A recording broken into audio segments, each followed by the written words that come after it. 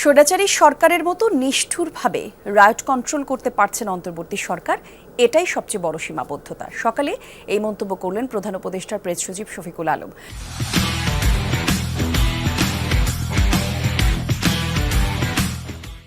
রাজধানীতে একটি বেসরকারি বিশ্ববিদ্যালয়ের নেটওয়ার্কিং কনফারেন্সের প্রধান অতিথি হিসেবে ছিলেন প্রেস সচিব। সেখানেই তিনি বলেন, কঠোরভাবে সংঘাত সহিংসতা নিয়ন্ত্রণ করতে গেলেই হবে সমালোচনা।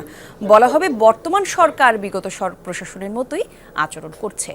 এমন লেখায় ভেসে যায় সামাজিক যোগাযোগ মাধ্যম। জনগণের প্রত্যাশা পূরণ করা সরকারের জন্য একটি বড় চ্যালেঞ্জ উল্লেখ করেন তিনি। বলেন, বিগত সরকার জনগণের কোনো কথা শোনেননি, তাই মানুষ চেয়েছে এই সরকার সবার কথা শুনুক।